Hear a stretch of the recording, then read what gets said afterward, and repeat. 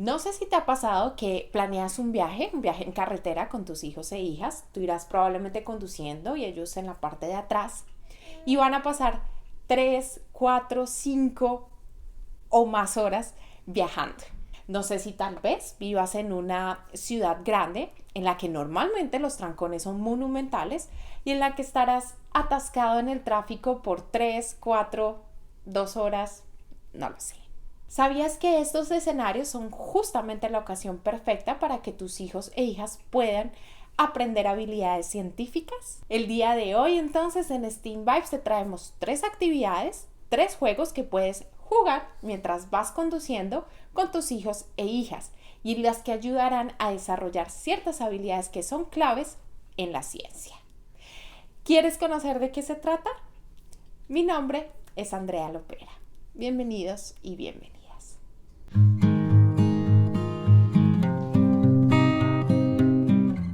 El primer juego del que te vamos a hablar se llama Fizz Buzz y es un juego muy popular normalmente en Estados Unidos.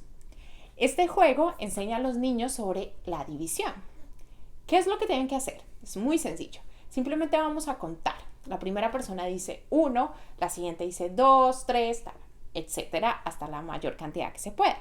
Sin embargo, hay una condición y es que cada vez que un número sea divisible por 3, entonces tienes que decir, en vez del número, Fizz. Cuando tengas un número que sea divisible por 5, entonces en vez del número vas a decir Buzz.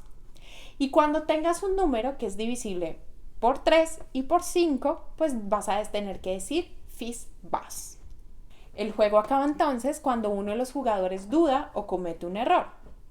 1, 2, Fizz, 4, Buzz, Fizz, 7, 8, Fizz, Buzz, 11, Fizz, 13, 14, Fizz Buzz.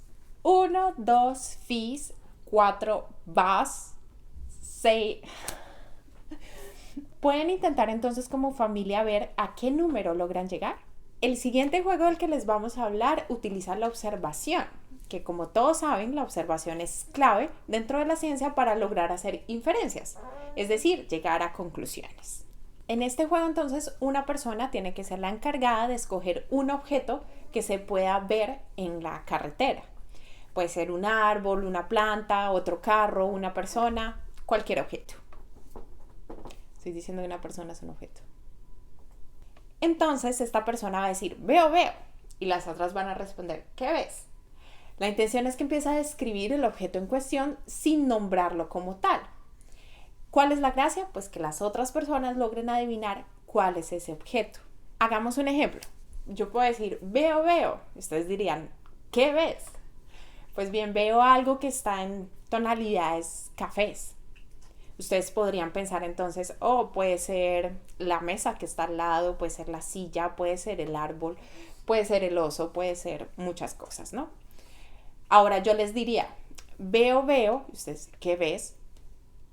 Algo que tiene tonalidades cafés, pero que también es natural, está hecho de un material natural. Entonces ustedes podrían decir, la mesa es de madera o las sillas de madera. Eso podría funcionar. Ahora, veo, veo, ¿qué ves? Algo de tonalidades cafés, que es hecho de materiales naturales y que está en el exterior de la casa. Si dijiste el árbol, pues estás muy bien. Como te indiqué, este juego les va a ayudar a tus hijos e hijas a aprender sobre la inferencia y a llegar a conclusiones a partir de ciertas premisas, tal y como lo hacemos en el método científico. El siguiente juego del que te vamos a hablar involucra el alfabeto y es perfecto para aquellos niños y niñas que están entre los 4 y 6 años y están aprendiendo a clasificar las cosas. En este juego entonces se va a nombrar una categoría, como por ejemplo animales. La intención es que digan las letras del alfabeto A, B, C, D, E, pero con los animales. Es decir, por la letra A voy a nombrar un animal que empieza por la letra A, con la B un animal que empieza con la letra B, etcétera, etcétera, etcétera, hasta llegar a la Z.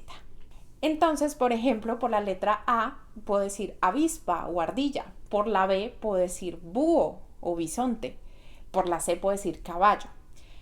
La intención entonces es que ustedes como familia logren completar todo el abecedario dependiendo la categoría, en este caso animales, que ustedes mismos crearon. Como te comenté, estos juegos son perfectos no solamente para pasar un buen momento en familia, sino también para desarrollar ciertas habilidades científicas. Nos vemos en un siguiente episodio.